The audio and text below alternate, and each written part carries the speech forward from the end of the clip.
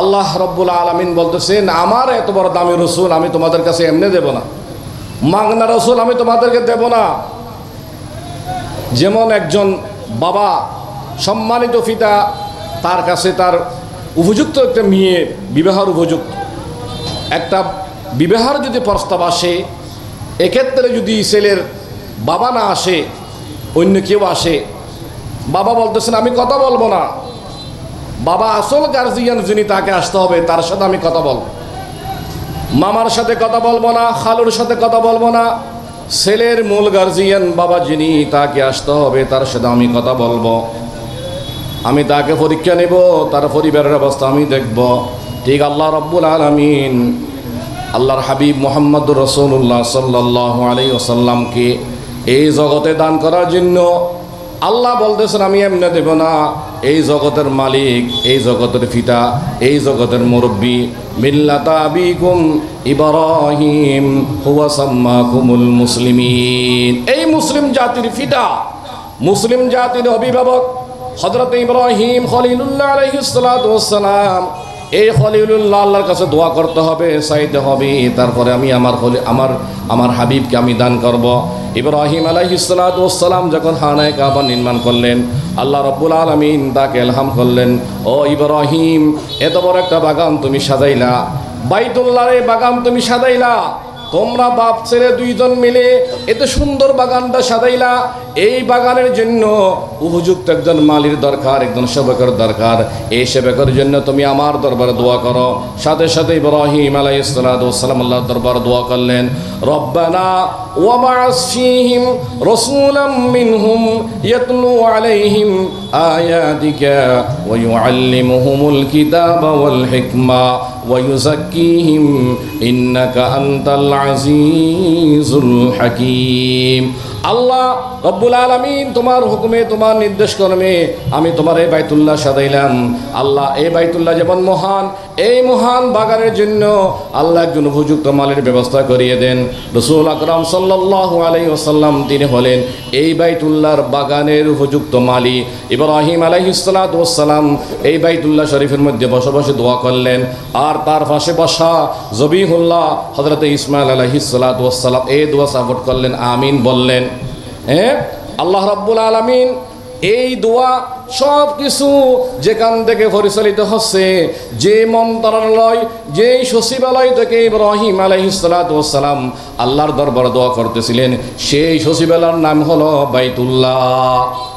সচিবালয়ের নাম বাইতুল্লাহ, যিনি দোয়া করতেছেন তার নাম হলো খলিলুল্লাহ। আবার যিনি সাপোর্ট করলেন তার নাম হলো জবিহুল্লাহ, ইসমান জবিহুল্লাহ। আল্লাহ রাব্বুল আলামিন বলতেছেন, আমার ঘর বাইতুল্লাহ বসে আমার খলিলুল্লাহ দোয়া করলেন, আবার আমার জবিহুল্লাহ সেই দোয়া সাপোর্ট করলেন।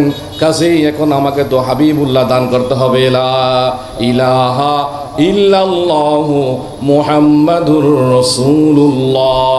এসব প্ল্যান প্রোগ্রাম সব কিছু হলো কোথায়? বাইতুল্লাহ। এটাই ছিল রাসূলুল্লাহর সচিবালয়। এখানে বসে খলিলুল্লাহ আল্লাহর দরবারে দোয়া করলেন, জবিহুল্লাহ আমিন বললেন।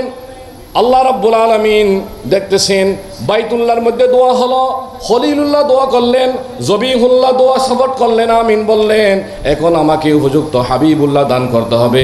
এই জন্য রাসূল সাল্লাল্লাহু আলাইহি ওয়াসাল্লাম বলতেছেন, আনা দুআউ সামরাতু আবি ইব্রাহিম আলাইহিস সালাতু ওয়াস সালাম। আমি হলাম আমার আদি পিতা ইব্রাহিম আলাইহিস সালাতু ওয়াস সালামের দোয়ার প্রতিফলন। আমার আগমনের 1000 বছর আগে রসুল্লাহর আর মুহাম্মদ রসুল্লাহর মাঝখানে 2000-3000 বছরের ব্যবধান। এর আগে আল্লাহ রাব্বুল আলামিনের কাছে দোয়া করিয়ে গেলেন, ইব্রাহিম আলাইহিস সালাতু ওয়াস সালাম যে জায়গাতে আসবে ওই জায়গার নিরাপত্তার জন্য দোয়া করে গেলেন, রব্বি জাআল হাযাল বালাদা আমিনা। আল্লাহ, তোমার হাবিব যে শহরে, যে জনপদে বসবাস করবে, আল্লাহ তুমি সেই শহরটা নিরাপদ শহর পরিণত করিয়ে দাও। করিয়ে দিলেন।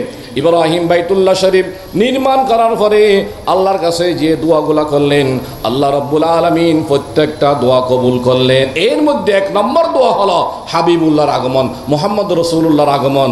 এত বড় একটা ঘর, এত বড় একটা বাগান, ঈমানের বাগান, কোরআনের বাগান, হাদিসের বাগান, ইসলামের বাগান। আল্লাহ যে কোনো মালি দ্বারাই এই ঘরের সেবা হবে না, এই ঘরের খেদমত হবে না। আল্লাহ তোমার ঘর যেমন বড়, তোমার ঘর যেমন মহান, মহান ঘরের জন্য মহান নেতার দরকার আছে। এই মহান নেতার জন্য বিশ্বনবী মুহাম্মদ রাসূলুল্লাহর জন্য খলিলুল্লাহ আল্লাহর ঘরে বসে বসে দোয়া করলেন, জবিহুল্লাহ সাপোর্ট করলেন। সেই খলিলুল্লাহর দোয়া, জবিহুল্লাহর আমিন। আল্লাহ রাব্বুল আলামিন এই মাহে রবিউল আউয়ালে হাজার বছর আগের দোয়া, হাজার বছর পরে আল্লাহ রাব্বুল আলামিন এই রবিউল আউয়াল মাসের মধ্যে আল্লাহ আমাদেরকে দান করলেন লা ইলাহা ইল্লাল্লাহু মুহাম্মাদুর রাসূলুল্লাহ। কাজেই এই নিয়ামত এমনি আসে নাই, এই নিয়ামতের পিছনে রাসূলুল্লাহর এই নিয়ামত, রহমতুল লিল আলামিনের নিয়ামত, কত বড় নিয়ামত। আমরা মাগনা হয়ে গেছি এই জন্য নিয়ামত। নবীরা পর্যন্ত আফসোস, আল্লাহ নবুয়ত চাই নেই, মুহাম্মদের উম্মত হতে চাই। এরকম একজন নবীর উম্মত হওয়ার জন্য আল্লাহ রাব্বুল আলামিন আমাকে আপনাকে সুযোগ দান করলেন। আরে মুসলমান, এই নিয়ামতের শুকরিয়া যদি কিয়ামত পর্যন্ত আদায় করতে চান, তাহলে এই নিয়ামতের শুকরিয়া পর্যন্ত আদায় হবে না। আল্লাহ এত বড় নিয়ামত তুমি আমাদেরকে কিভাবে দান করলা। কাজেই এই রবিউল আউয়াল মাসে রাসূলের এত বড় একটা নিয়ামত আল্লাহ আমাদেরকে দান করলেন, আমরা যেন এই নিয়ামতের কদর করি। রাসূল যে মেসেজ নিয়ে, যে উদ্দেশ্য নিয়ে, যে আদর্শ নিয়ে, যে সিরাত নিয়ে, যে মিলাদ নিয়ে শুধু আনন্দ করলাম, ডেকসি ভাগাইলাম, এটার নাম কি রাসূলের? এটার জন্য কি ইব্রাহিম দোয়া করেছিল? না না, পুরো জীবন বিধান, পুরো ইসলাম, মানুষের জন্ম থেকে নিয়ে মৃত্যু পর্যন্ত কিভাবে করবেন, কিভাবে চলবেন, সব কিছু শিক্ষা তিনি দিয়ে গেছেন। কাজেই রসুলের বেলাদতের মাসে শুধু এই অনুষ্ঠানিকতার নাম এইটার জন্য রসুল আসে নাই, পুরো জীবনের জন্য। পুরো জীবন, আমার এই জীবনটা যেন দামি হয়, আমার এই হায়াতটা যেন দামি হয়, এই মেসেজ নিয়ে, এই উদ্দেশ্য নিয়ে আল্লাহ রাব্বুল আলামিন আল্লাহর হাবিবুল্লাহকে দান করলেন। আমরা যেন আমাদের জীবনের প্রতিটি ক্ষেত্রে এই হাবিবুল্লাহর পদাঙ্ক যেন আমরা অনুকরণ করতে পারি। আল্লাহ পাক আমাদের সবাইকে তৌফিক দান করুন। সকলে বলেন আমিন। ওয়া আখিরু দাওয়ানা আনিল হামদুলিল্লাহি রাব্বিল আলামিন। আল্লাহুম্মা আমিন। আলহামদুলিল্লাহি রাব্বিল আলামিন ওয়াল আকিবাতু লিল মুত্তাকিন والصلاة والسلام على أشرف الأنبياء والمرسلين وعلى آله وأصحابه أجمعين।